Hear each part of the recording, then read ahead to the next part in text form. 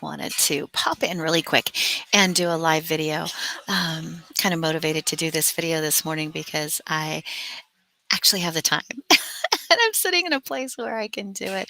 I'm actually in the lounge at the airport. My flight got delayed by almost 2 hours. So I thought, oh, this is perfect. I'll do it, shoot a couple of things, do a couple of videos. I just finished an interview with the wonderful Helen Panos. We were talking about understanding the brain of your children because she works all with that with parenting.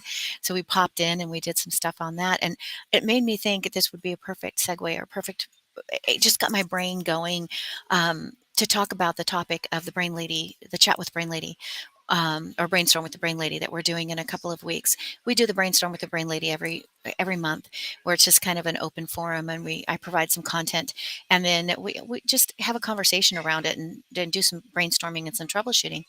And this month is going to be on psychological safety and creating a psychological safe place in your office.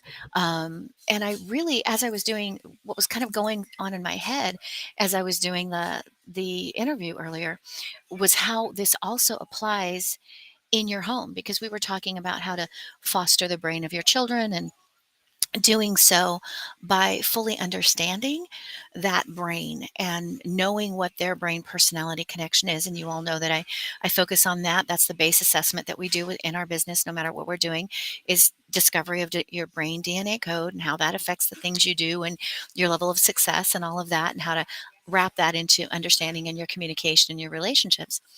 And so as I was talking about how to do this in your home environment, really, in essence, what you're doing is creating a psychologically safe place to raise your kids, right? By making it a place where you're encouraging their success, you're fostering their psychological and mental growth, and you're doing so in a psychologically safe way, right? And it's the same principles apply in your office, in your workplace, or when you're interacting with really anybody. And that's understanding and always thinking and focusing on receiver, not sender. As individuals, we have a tendency to always think sender, right? That's just our default. It's just human nature. It's what happens. It's what we do. So we don't always think about how are my actions, my tonality in my voice, the words that I use. I do a lot of in my motivate, communicate, in my leadership presentation, or in any of my leadership programs. That's one of the facets that I talk about, is your words and the power of words, and what words can trigger psychologically in the brain. And certain words can totally and completely activate the fear center in the brain, overactivate the fear center in the brain, and shut down the ability for the individual you're communicating with to their frontal cortex to function and think logically, or even express what they're feeling or what they need to say, if you shut that down. So my tip, that what I really wanted to share, was in one of the biggest steps in creating that psychologically safe place, whether that is your home life or in your career, your work life, then, or as a leader in a company and an organization, is to stop and think. Stop and think about how everything that you do is going to be perceived by the receiver. And it could be that you're just a left brain logical individual that just goes in there and says, this is what we need to do, and this is our deadline, and this is how we're going to do it. Just matter of fact, boom, boom, boom. It comes very easy to you. It's very natural to you. However, if the person that you're interacting with, or the people that you're interacting with, are right-brained individuals who maybe are more big picture or more creative, they're not going to necessarily get it. And if you're come across in a very firm way that you think is just professional, could possibly be perceived by the receiver, think receiver, not sender, by the receiver, as abrasive. It could honestly, even depending on what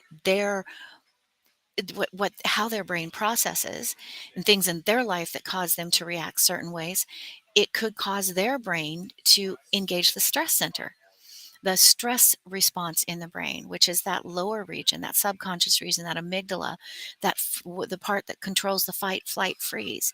So if thing happens, then that individual that you're saying, do this, this, and this, they're not going to be able to do this, this, and this, because their brain just shut down and kicked in that fight flight, right? Or that freeze.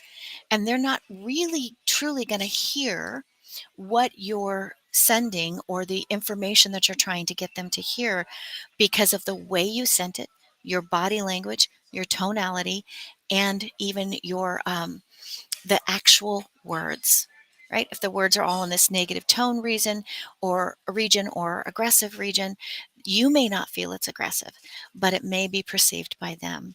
And that shuts down their ability to function, their brain to function at its peak. So that's a little thing that I want all of you leaders out there, or all of you parents out there, or all of you entrepreneurs out there to stop and think about what really is message am I sending that's not the message that I want to be sent, right? How is the receiver processing or receiving the message that I'm sending?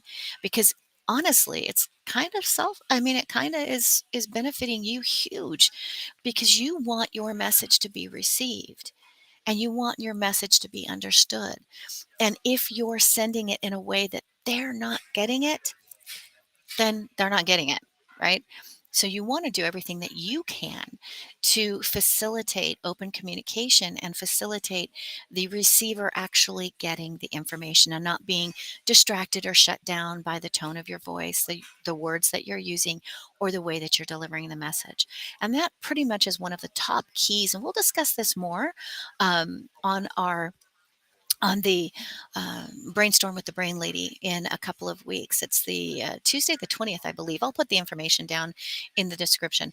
But I think it's really important to take this into consideration when you are interacting with other people. It'll make a huge, huge, huge difference in the way that you're heard and in the way that people people get your message. And sometimes we need to ask for assistance, right? Sometimes we really don't realize what we're doing because we're so in ourselves and it seems so completely normal to us that we don't realize. So ask a coworker, ask somebody, a trusted friend or advisor, or ask me, right? How do you think this is being perceived, and how can I tweak it or adjust it so it's being perceived in the way that I want it to be perceived and understood in the way I want it to be understood without shutting down the brain of the individual that I am communicating, or individuals that I'm communicating with. Great leadership tip.